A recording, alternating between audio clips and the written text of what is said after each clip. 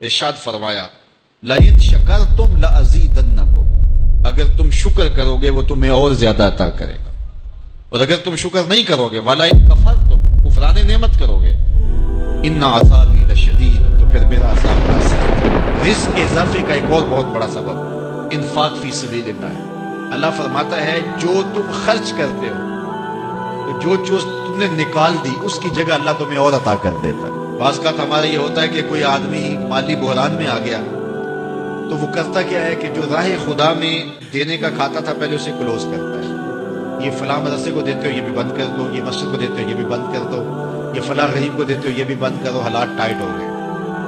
لیکن 5 گاڑیاں ہیں تو 2 گاڑیوں پہ گزارا کر لیا جائے، پیٹرول بچے، یہ نہیں ہو سکتا۔ گھر کے لچھن وہی ہیں لیکن بند کہاں سے کیا؟ جہاں سے رزق آنا تھا۔ ہمیں تو یہ حکم دیا ہے جب رزق تنگ ہونے لگے صدقہ دے کے رب سے کاروبار کر لو، صدقے سے تمہارے رزق میں اضافہ ہوگا۔ یہ رب کا وعدہ ہے اور اللہ کے وعدے جھوٹے نہیں ہو سکتے۔ رزق کی برکت کا ایک اور بہت بڑا ذریعہ النکاح ہے۔ فرمایا اگر تم نکاح کرو گے، تم فقیر ہو وہ تمہیں غنی کر دے گا۔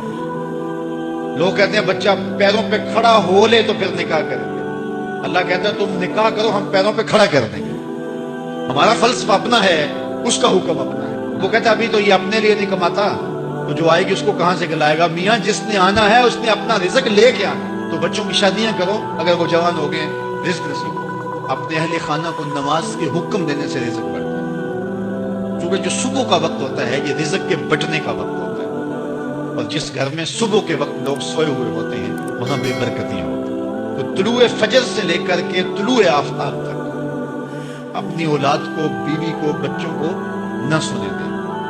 اس وقت رزق بٹنے کے لمحے ہوتے ہیں۔ کثیر دعائیں مانگیں، تلاوت کلام مجید پڑھیں، اور نماز فجر مرد حضرات مسجدوں میں جا کے باجماعت ادا کریں، اور گھروں میں جو ہے وہ بیٹیاں بہنیں مصلے بچھا لیں، تو اللہ کی رحمتوں کا نزول ہوگا۔ اب ایک حدیث میں رزق کے اضافے کا ایک اور نسخہ ارشاد کیا گیا۔ میرے حضور نے فرمایا جو شخص یہ چاہتا ہے کہ اس کے رزق میں برکتیں ہوں اور اس کی عمر میں اضافہ ہو تو وہ اپنے رشتہ داروں کے ساتھ سلوک اچھا کرے۔ رشتہ داروں کے ساتھ اگر اچھا سلوک کرو گے تو پھر تمہارے رزق میں برکت ہو۔ غریب ہیں تو ان کی مدد کرو، ان کی بیٹیوں کی شادیاں اپنے ذمے لے لو اگر اللہ نے آپ کو وسعت دی ہے، ان کی پریشانیاں بانٹ لو، ان کا قرضہ ہے تو اتارنے کی کوشش کرو، ان کو مشکلات سے نکالنے کی کوشش کرو۔ تم ان کو مشکلات سے نکالو گے، اللہ تمہیں مشکلوں سے نکالے گا۔ تمہارے رزق میں بھی برکتیں ہوگی اور تمہارے مال میں بھی برکتیں ہوگی۔ فرمایا بہتر صدقہ وہ ہے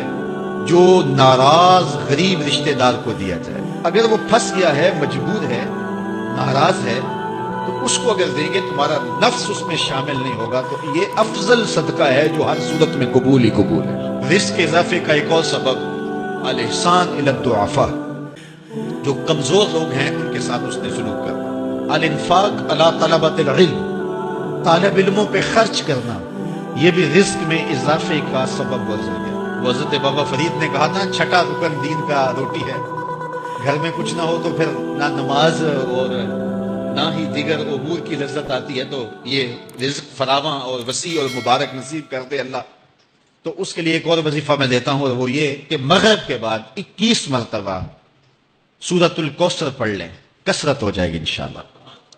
اول خدوشی پڑھ لیں، 5-7 منٹ لگتے ہوں گے، تو سورہ کوثر 21 مرتبہ روزانہ مغرب کی نماز کے بعد پڑھیں۔ اور اگر بہت زیادہ مسائل ہیں تو ہر نماز کے بعد پڑھ لیں، تو انشاءاللہ آپ دیکھیں گے کہ گھر میں برکتیں اترتی محسوس ہوں گی، انوار کا نزول ہوتے محسوس ہوں گے۔ تو یہ وہ رزق کے اسباب ہیں، اگر ہم اختیار کر لیں تو ہم اللہ کی خاص رحمتوں کے حقدار ہوں گے۔ اللہ ہم سب کو رزق حلال، رزق وسیع، رزق سہل، رزق مبارک، رزق فراواں نصیب فرمائے۔